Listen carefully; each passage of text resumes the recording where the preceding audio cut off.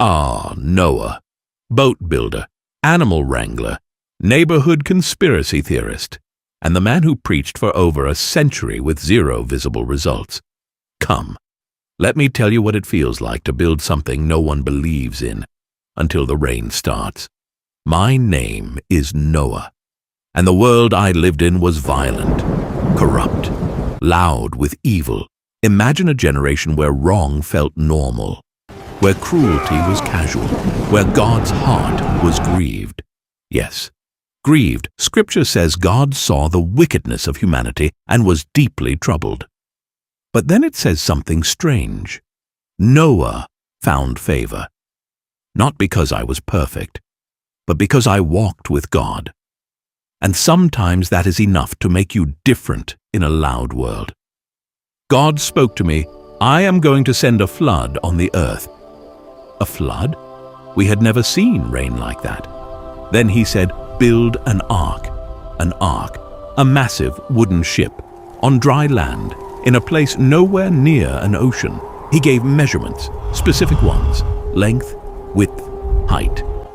I nodded like I understood naval architecture. I did not. But when God gives instructions, you don't ask for engineering credentials. You gather wood. Scholars say it likely took decades, maybe over a century, to build that ark. That means for years people walked by saying, "Hey Noah, how's the boat? What's rain again? Are the giraffes paying rent?" I imagine children laughing, neighbors whispering, family members questioning my sanity. And every day I kept hammering. Faith sometimes sounds like a steady rhythm of obedience. Tap, tap, tap, when there are no clouds in sight. Then one day it started. Animals began arriving. Not because I'm a wildlife expert, because God sent them. 2 by 2, lions, elephants, birds, creeping things. Imagine explaining that to your neighbors. No, really, I didn't invite them. My sons helped. My wife probably had many questions, but the ark filled, and still the sky was clear, until it wasn't. God told us to enter, and then Scripture says something powerful. The Lord shut him in. God closed the door, not me, and then rain, not a drizzle, not a storm shower. Rain poured. Fountains of the deep burst open, water from above, water from below. The same people who laughed now pounded on wood.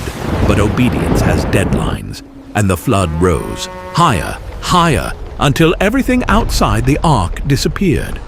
The boat that looked foolish became salvation. 40 days of rain, but months of floating. Water everywhere, no land, no direction, just waiting. The ark creaked, animals made noise, life smelled strong. Let's be honest, it was not glamorous. Faith rarely is. We sent out a raven, then a dove. The dove returned. Later it brought back an olive leaf, hope. Then one day it did not return, and the ark rested on the mountains of Mount Ararat.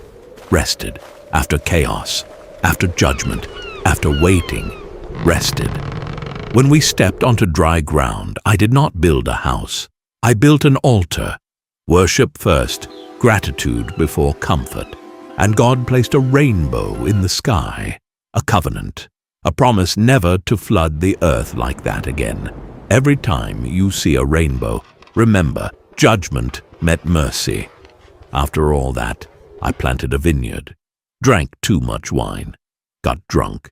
Yes, the flood survivor, the faith giant, made a foolish choice.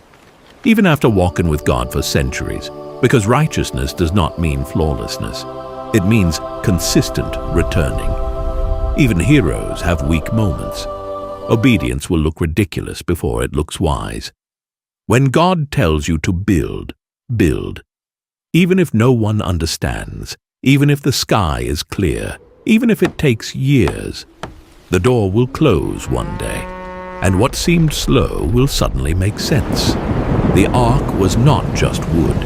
It was trust shaped into structure, nail by nail, board by board. And sometimes your obedience may be saving more than just you.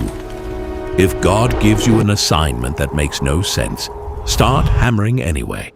If people laugh, let them. Rain changes opinions quickly. If you are floating in a season that feels endless, wait. Land is coming. And when he brings you through, worship first. Build the altar before the vineyard. I am Noah, ark builder, animal host, storm survivor, imperfect but faithful, and proof that obedience in dry seasons prepares you for coming rain.